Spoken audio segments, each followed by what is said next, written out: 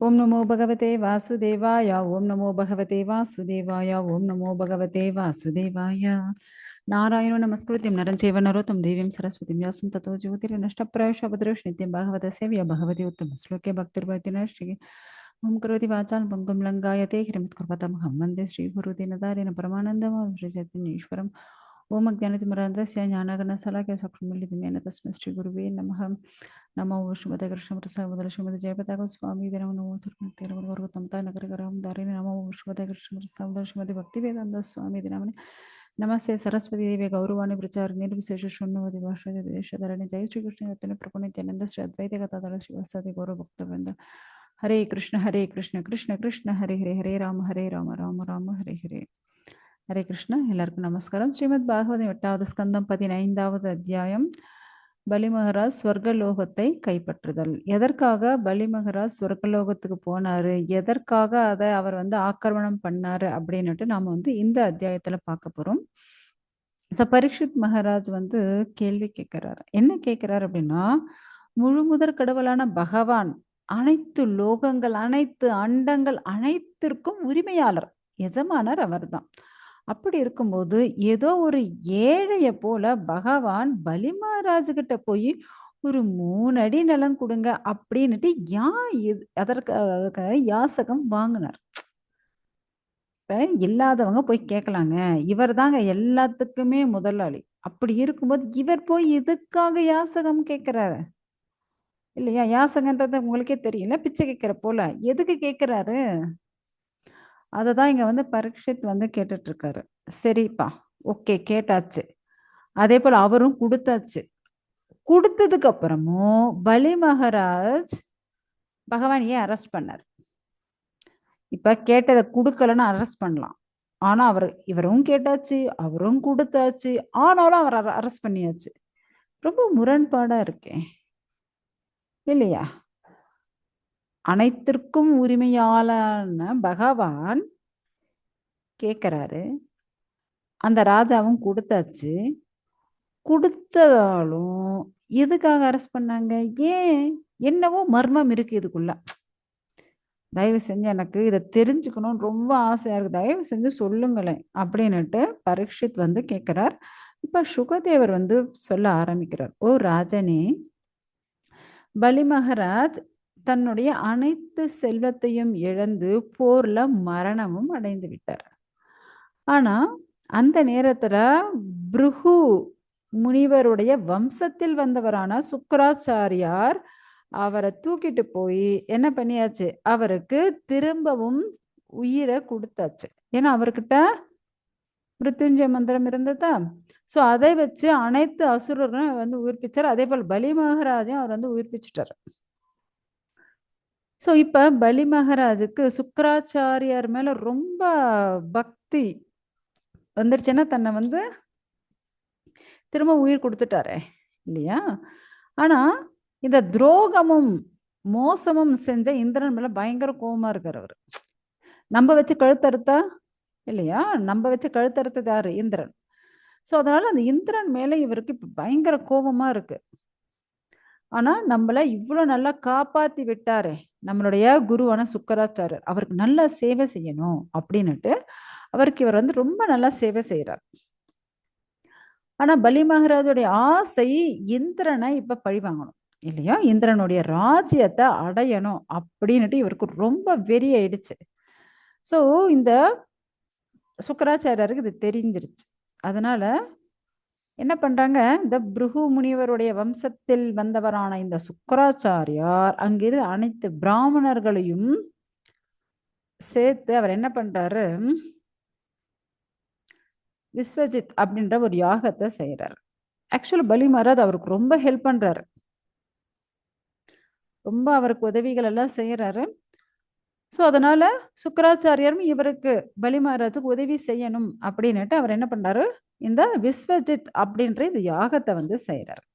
So இந்த விஸ்வஜித் யாகம் என்ன, எத்தனையோ வகையான யாகங்கள் இருக்கு. இந்த விஸ்வஜித் யாகம் செய்தால் என்ன கிடைக்கும் அப்படின்னா, அதுல இவர் நெய்யெல்லாம் விட்டு நல்ல யாகம் பண்ணும்போது அதுல இருந்து தங்கத்தால் செய்யப்பட்ட ரதம் வருது. ஏதோ தேவலோக ரதம் போல தங்க ரதம் வெளியே வருது. அதுல குதிரைகள் பூட்டப்பட்டிருக்கு. என்ன குதிரைகள்னா மஞ்சள் குதிரைகள். அதே போல அங்க அந்த தேர்ல வந்து ஒரு கொடி பறந்துட்டு இருக்கு. என்ன கொடி அப்படின்னா சிங்கம், சிங்க கொடி, சிம்ம கொடி வந்து பறந்துட்டு இருக்கு. ஸோ இவ்வளோ ஒரு அற்புதமான ஒரு ரதம் வந்து வெளியே வருது. அதே போல வில், தங்கத்தால் செய்யப்பட்ட வில், அதே போல நிறைய அம்புகள், அப்புறம் 2 அம்புரா தூணிகள். இந்த அம்புரா தூணிகள் இருந்து ஆக்சுவல் நம்ம எவ்வளோ அம்புகள் இருக்கோ அதுல இருந்து அம்புகள் எடுத்தா அவள் தான் தீர்ந்துடும் இல்லையா? ஆனா இந்த அம்புரா தூணில வந்து குறையவே குறையாதான். ஸோ அன்லிமிட்டட், நீங்க எவ்வளோ எடுத்துட்டே இருக்கீங்களோ அத்தனை வந்துட்டே இருக்கும். புரியுதா? ஸோ அவ்வளோ ஒரு சிரேஷ்டமான அம்புரா தூணி அதுவும் இருக்கு. அதே போல திவ்யமான கவசம். எந்த ஒரு அம்பாலையும் இந்த கவசத்தை துளைச்சுண்டு பலி மகாராஜா தாக்க முடியாது. அவ்வளோ ஒரு விசேஷமான கவசம் பாருங்க. ரதம், குதிரைகள், கொடி, அப்புறம் வில்லு, அம்பு, அம்புரா தூணிகள், அதுக்கப்புறம் கவசம், பலி மகாராஜ் போட்டுக்கிறதுக்கான கவசம். ஸோ இது எல்லாமே எதுல இருந்து வந்து அந்த யாகத்தி, எது அந்த விஸ்வஜித்ன்ற அந்த யாகம் செஞ்சாங்க இல்லையா சுக்கராச்சாரியர், அதுல இருந்து இது எல்லாமே வெளியே வந்துச்சு. உடனே பலி மகாராஜ் கிட்ட சுக்கராச்சாரிய சொல்ல இதெல்லாம் போட்டுக்கோங்க. ஸோ எல்லாத்தையும் அவர் வந்து போட்டுண்டார். போட்டதுக்கு அப்புறம் வந்து பலி மகாராஜருடைய தாத்தா யாரு, பிரகல்லாதர் இல்லையா? ஸோ அந்த பிரகல்லாதர் வாடாத மலர் மாலையை கொடுக்கிறார். அந்த மலர் மாலை வாடவே வாடாதான், அப்படியாப்பட்ட மாலையை கொடுக்கிறார். அதையும் அவர் கழுத்துல போட்டுண்டார். பாருங்க, இவர் வந்து பலி மகாராஜ், இவர் வந்து பிரகல்லாதன். பிரகல்லாதர் கொடுத்த மாலையை போட்டுண்டார். இந்த பக்கம் குரு சுக்கராச்சாரியார் இருக்கார். அவர் வந்து ஒரு சங்க கொடுக்கிறார். எதை கொடுக்கிறார்? ஒரு சங்க கொடுக்கிறார்.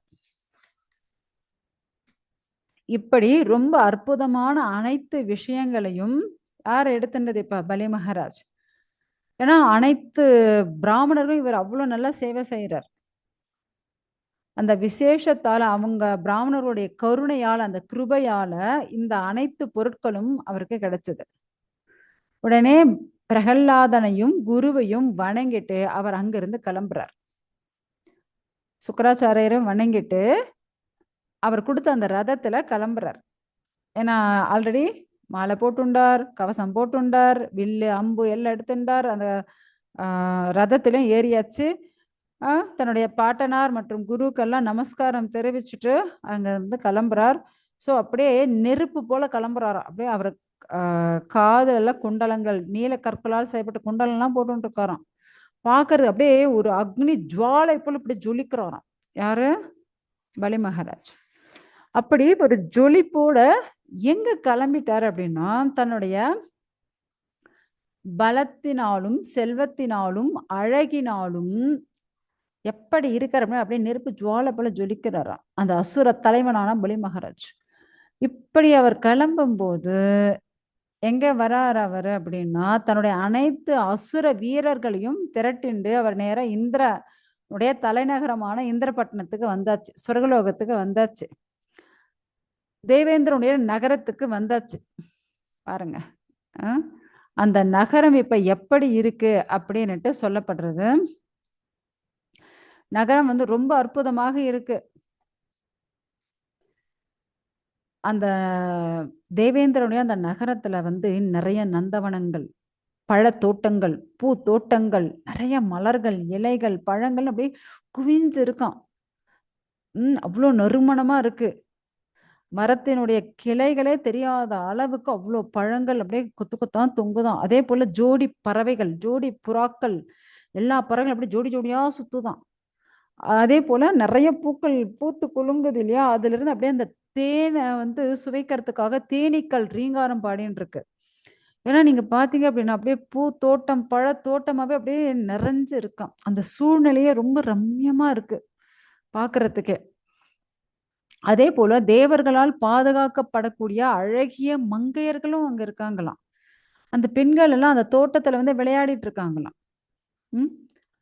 ஸோ அதே போல அந்த தோட்டத்துல வந்து அழகான தாமரை குளங்கள் இருக்கு. அந்த குளத்துல வந்து அன்னப்பறவைகள், கொக்குகள், சக்கரவாகங்கள், அப்புறம் வந்து பெண் வாத்துக்கள் இதெல்லாம் வந்து ஜாலியா விளையாடிட்டு சுத்திக்கிட்டு அது அதனுடைய சப்தத்தை பேசிட்டு இருக்குங்களாம்.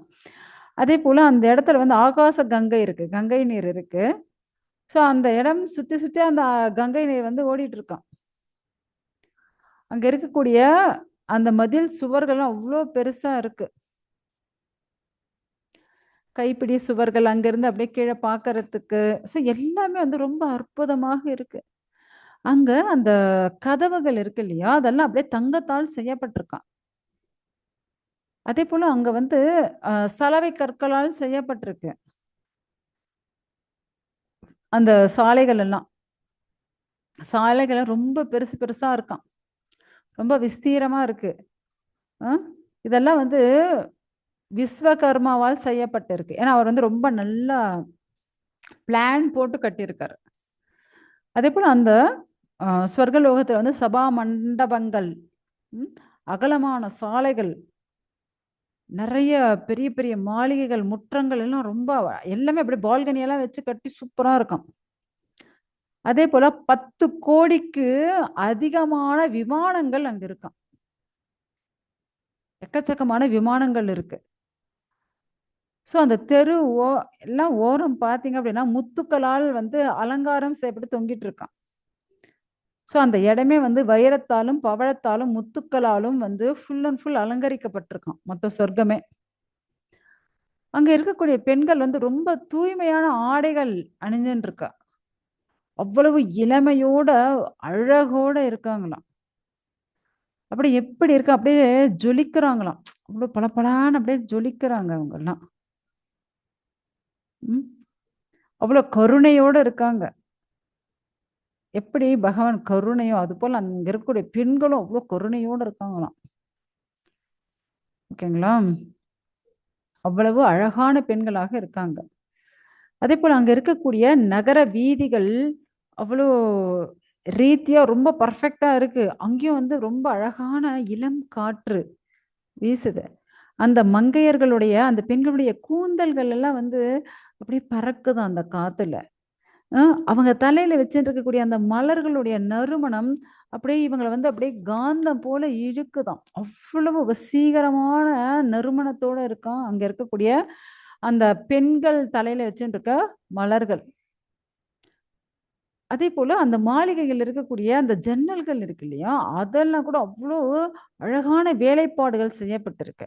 அதேபோல தூப தீபம் எல்லாம் காட்டி அந்த இடமே எப்படி இருக்காம்? அப்படியே ரொம்ப ஒரு மாரி புகை மண்டலத்தோட, அதாவது அகுரு போன்ற தூய்மையான நறுமணம். அந்த புகையோட அந்த இடமே அந்த தெருக்கள் ஆகட்டும், அந்த அப்சரஸ்கள் நடந்து விளையாடுறது, ஓடுறதெல்லாம் அவ்ளோ அற்புதமாக இருக்கு.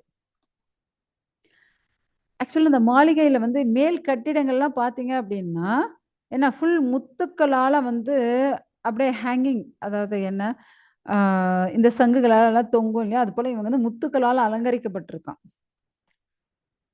அதேபோல அந்த அரண்மனையில இருக்கக்கூடிய கூரைகள் மொத்தமே எப்படி முத்துக்களாலும், தங்கத்தாலும் வந்து செய்யப்பட்டிருக்கு.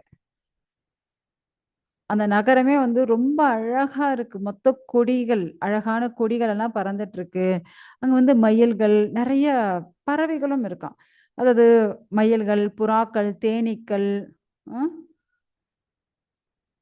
அவங்களுடைய அந்த குயில்களோட குழல் ஓசைகள், இந்த ஓசையெல்லாம் ரொம்ப அழகா இருக்கு. அங்க வந்து இங்க நீங்க பார்த்தீங்க அப்படின்னா, பெண்கள் எல்லாம் எப்படி டூ வீலர் எடுத்து ட்ரைன் ட்ரைன்னு போயிட்டு இருப்பாங்க ரோட்ல. அதுபோல அங்க வந்து எல்லாம் ஆகாச விமானங்கள எடுத்துட்டு அப்படியே சை சைன்னு போயிட்டு சுத்திட்டு இருக்காங்களாம். பெண்களே வந்து அத வந்து ஆப்பரேட் பண்ணிட்டு அப்படியே ஆகாசத்துல அவங்க அவங்க விமானங்கள எடுத்து சுத்திட்டு ஜாலியா அப்படியே ஆடி, பாடி ரொம்ப சந்தோஷமா அவங்கவங்க அவங்கவங்க பாட்ட பாடிட்டே ஓடிட்டு இருக்காங்களாம். அவங்கவங்க ஃப்ளைட்ல, ஆகாச விமானத்துல. அதெல்லாம் கேட்கும்போது, அந்த பெண்களுடைய அழகு, அவங்களுடைய அந்த நறுமணம், அவங்க பாடல்கள் அப்படி வசீகரிக்கிறது. ஸோ ஆக்சுவலா நீங்க பார்த்தீங்க அப்படின்னா, அந்த நகரமே வந்து ஃபுல் அண்ட் ஃபுல் மிருதங்கத்தினுடைய சத்தங்கள், சங்குகளுடைய சத்தங்கள், பேரிக்கைகள், புல்லாங்குழலுடைய சத்தம், வீணையோட சத்தம் அப்படின்னுட்டு ரொம்ப அழகான சத்தங்களால் நிரம்பப்பட்டிருக்காம். நெறைய இசைக்கருவிகள் வாசிக்கிற சத்தம், அப்புறம் கந்தர்வர்கள் பாடுற சத்தம், நடனமாடுற சத்தம் இதெல்லாம் கேட்டுட்டு இருக்கான். ஃபுல் அண்ட் ஃபுல் இந்திரபுரியே இவ்வளவு அழகு வாய்ந்ததா இருக்காம். இதையெல்லாம் வந்து பலி மகாராஜருடைய சேனைகள் எல்லாம் பார்த்துட்டு இருக்காங்க. "என்னம்மா மனுஷன் வாழறான் பாருப்பா" அப்படின்னுட்டு பார்த்துட்டு இருக்காங்களாம். ஸோ முக்கியமா நீங்க பார்த்தீங்க அப்படின்னா, இந்த இடத்துக்கு யாரெல்லாம் வர முடியும், யாரெல்லாம் வர முடியாது அப்படின்ட்டு அதையும் பார்க்க போறோம். ஸோ இப்ப வந்து நம்ம வந்து இந்த தேவலோகம், இந்திரலோகம் எப்படி இருக்கு அப்படின்னுட்டு நம்ம பார்த்தாச்சு. இப்ப ஒரு கேள்வி. என்ன கேள்வி அப்படின்னா, ஹரே கிருஷ்ணா. ஓகே. இப்ப வந்து அந்த இடம் எவ்வளவு அழகா இருக்கு அப்படின்னுட்டு எல்லாத்தையும் பார்த்துட்டு இருக்காங்க. ஆக்சுவலா அந்த இடத்துக்கு யாரெல்லாம் போக முடியாது அப்படின்னா, பாவிகள் போக முடியாது. பொறாமை கொண்டவர்கள் போக முடியாது. அதேபோல மற்றவர்கள் மேல மூர்க்கத்தனமாக நடந்து கொள்றாங்க இல்லையா? அவங்க சொர்க்கத்துக்கு போக முடியாது. வஞ்சகர்கள், நயவஞ்சகர்கள் அங்க போக முடியாது. பொய் கௌரவம் பார்க்குறாங்க இல்லையா? ஸோ அவங்க போக முடியாது. காம இச்சை அதிகமாக கொண்டவர்கள் போக முடியாது. பேராசை கொண்டவர்கள் அந்த இடத்துக்கு போக முடியாது. அப்ப யாரெல்லாம் போக முடியும்? புண்ணியம் செய்தவர்கள், ம். ரொம்ப நல்ல குணம் கொண்டவர்கள், அன்பான குணம் கொண்டவர்கள், எல்லார்கிட்டயும் சரளமாக நடக்கக்கூடியவர்கள், கௌரவம் எல்லாம் பார்க்காம ரொம்ப அன்போட இருக்கக்கூடியவர்கள், பண்போட இருக்கக்கூடிய ஸோ இவங்கெல்லாம் வந்து அங்க போக முடியும். இல்லையா? ஸோ இதுதான் வந்து அந்த நகரத்துல யாரெல்லாம் போக முடியாது சொர்க்கலோகத்துக்கு அப்படின்ட்டு இந்த 22வது ஸ்லோகத்துல சொல்லப்படுது. முக்கியமா இங்க வந்து எண்ணற்ற வீரர்களோட பலி மகாராஜ் அங்க போயிருக்காரு. எக்கச்சக்கமான வீரர்கள். அப்படியே ஒரு பெரிய சேனாதிபதி போல அந்த பலி மகாராஜ் அங்க இருக்காரு. எல்லா திசைகளும் அப்படியே அவருடைய சேனைய அப்படியே குவிச்சு வச்சாச்சு. ஸோ இப்ப வந்து சுக்கிராச்சாரியார் குடுத்த அந்த சங்கு எடுத்து அப்படியே ஊதுறாரு.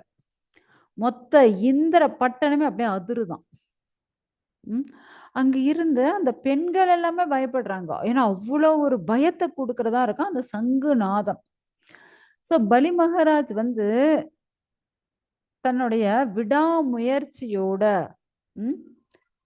என்ன பண்ணாரு? தன்னுடைய குருக்கு வந்து ரொம்ப நல்லா சேவை செஞ்சாரு. அதனால குருவுடைய கருணையால இப்ப அவருக்கு இதெல்லாம் கிடைக்கவே அவர் நேரா இப்ப இந்திரபட்டணத்துக்கு வந்தாச்சு. இப்ப தேவேந்திரன் வந்து இத பார்க்குறான். இவ்வளவு சேனைகளா? அதாவது கவுண்டே பண்ண முடியாது. அன்கவுண்டபிள் சேனைகள் அங்க வந்து நின்னுட்டு இருக்கான். ஸோ இத பார்த்த உடனே அவருக்கு கொஞ்சம் பயமாயிடுது.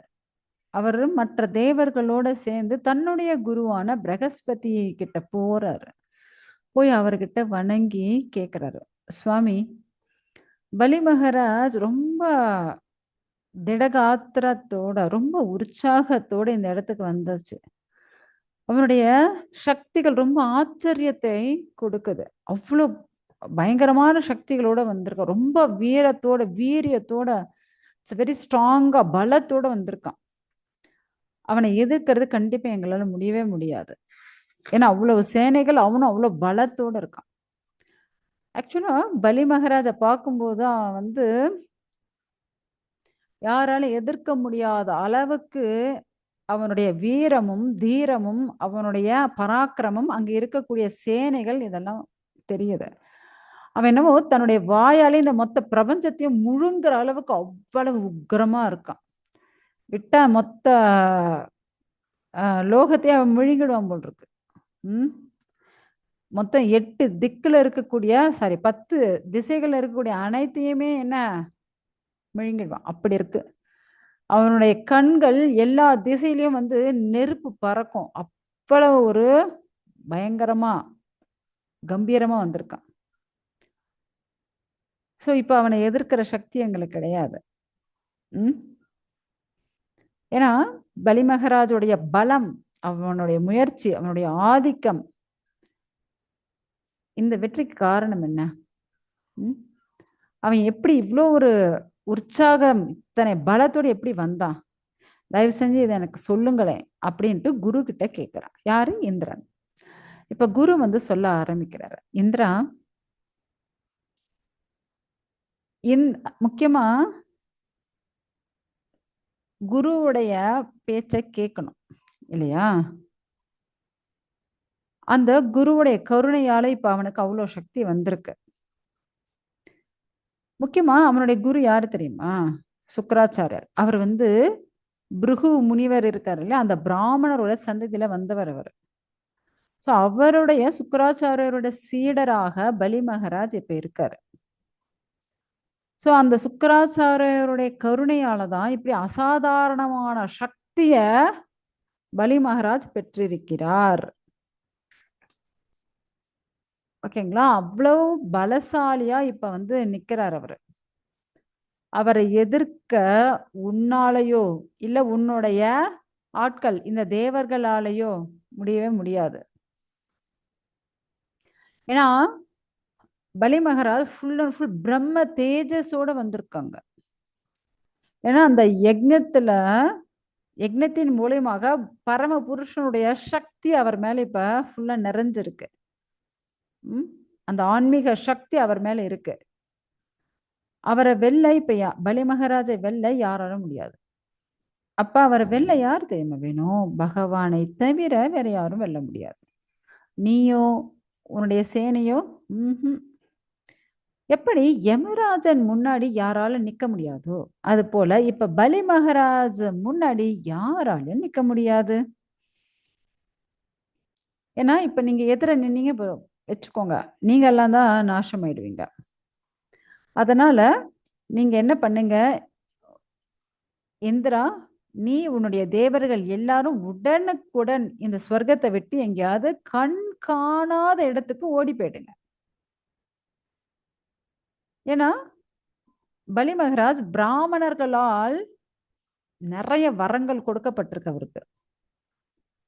அதனாலதான் அவருக்கு இவ்வளவு சக்தி வாய்ந்த படைகள், சக்தி இவ்வளவு பயங்கரமான சக்தி இருக்கு, அசாதாரணமான சக்தி. அவர் வந்து எந்த ஒரு பிராமணரையும் அவமதிக்கவே இல்லை. அவர் வந்து எல்லா பிராமணர்களும் தன்னுடைய நண்பர்களாக நடத்தினார், எல்லாருக்கும் உதவிகள் செஞ்சார். அப்படியாப்பட்ட அவர் வந்து நாசம் அடையிறது சாத்தியமே கிடையாது. ஓகேவா? அதனால நீங்க உங்களுடைய இடத்த விட்டு எல்லாரும் எங்கேயாவது ஓடி போய் ஒளிஞ்சுக்கோங்க, கண்ணு காணாத இடத்துக்கு ஓடி போயிடுங்க அப்படின்னு பிரகஸ்பதி என்ன பண்றாரு, இந்திரனுக்கும் தேவர்களுக்கும் வந்து அறிவுரை சொல்றாரு. உடனே தேவர்கள் இந்திரன் எல்லாம் அந்த ஸ்வர்க லோகத்தை விட்டு அந்த ராஜ்யத்தை விட்டு அசுரர்கள் கண்ணுக்கே புலப்படாத அளவுக்கு எல்லாரும் எல்லா திசையிலும் பிரிஞ்சு ஓடி போயாச்சு. தேவர்கள் யாருமே கிடையாது. இப்ப பலி மகாராஜ் சண்டைக்கு வந்தாரு, யாராவது இருந்தா தானே சண்டை போடுறதுக்கு, யாருமே இல்லைங்க. இந்த விரோச்சனனுடைய மகனான பலி மகாராஜ் வந்து சொர்க்கலோகத்துல பாக்குறாரு, யாரும் இல்ல, யாருக்கிட்ட சண்டை போடுறது? இப்ப அதனால என்ன பண்ணியாச்சு அவரு, ஓகே அப்ப இந்த சொர்க்கமும் எனக்கு தான், பூ புவக சுவக 3 லோகமும் எனக்கே அப்படின்னுட்டு இப்ப அவரே கைப்பற்றி விட்டார். யாரு? பலி மகாராஜ். இப்படி இருக்கும்போது ஏன்னா ஸ்வர்க்கத்தின் ராஜனாக நாம இருக்கணும் அப்படின்னா அதுக்கு ஒரே ஒரு ரூல்ஸ், 100 அஸ்வமேத யாகம் செய்ய வேண்டும். அப்பதான் அவங்க வந்து இந்திரன் போஸ்டுக்கு தகுதியானவர்களாக இருக்க முடியும், இல்லையா? சோ இப்ப நீ வந்து சொர்க்கத்தின் ராஜா ஆயிட்டப்பா, ஆனாலும் நீ என்ன பண்ணணும், இப்ப இந்த போஸ்ட்ல நீ வந்து எப்பவுமே இருக்கணும் அப்படின்னா 100 அஸ்வமேத யாகம் பண்ணணும். அதனால இந்த புருகு வம்ச பிராமணர்கள் யார சுக்கராச்சாரியர் மத்த பிராமணர்கள்லாம் வந்து அவருக்கு அட்வைஸ் கொடுக்குறாங்க, நீ சொர்க்கத்தை புடிச்சிட்ட, ஆனா இதுல நீ வந்து எப்பவுமே இருக்கணும் அப்படின்னா ஒரே வழிதான், என்ன? 100 அஸ்வமேத யாகம் பண்ணணும். அதனால நீ என்ன பண்ணு, அஸ்வமேத யாகம் பண்ண ஸ்டார்ட் பண்ணலாம். இப்ப நீ ராஜாவா இருந்துக்கோ, ஆனாலும் நீ வந்து அஸ்வமேத யாகம் பண்ணு. ஏன்னா பகவான் இப்ப இந்த இதுக்கு இவ்வளவு குவாலிஃபிகேஷன் வேணும், இதை அடையணும்னா இந்த வேலை செஞ்சிருந்தா இதை அவங்க அடையலாம் அப்படின்னு இருக்கு. நீ வந்து வந்தாச்சு, ஆனாலும் இதற்கான தகுதியை நீ இப்ப வளர்த்துக்கணும்ல. அதனால நீ வந்து பகவானை திருப்திப்படுத்துறதுக்காக அஸ்வமேத யாகம் பண்ணலாம். ஏன்னா இப்பதான் உனக்கிட்ட நிறைய செல்வ செழிப்போட இந்த ராஜ்யம் எல்லாம் இருக்குல்ல, அதனால உடனே நம்ம வந்து அதை பண்ணலாம். இவரும் வந்து ஓகே, இப்ப அவரும் சந்தோஷமா அதை வந்து தொடங்கறதுக்கு முயற்சி பண்றாரு. ஸோ நெக்ஸ்ட் என்ன ஆகுது அப்படின்னா வந்து அடுத்த அத்தியாயத்துல பார்க்கலாம். இதோட நமக்கு 15வது அத்தியாயம் முடியறது. ஓகேங்களா? ஹரே கிருஷ்ணா. ஏதாவது கேள்விகள் இருந்தால் கேட்கலாம். மதாஜி. ஹரே கிருஷ்ணா.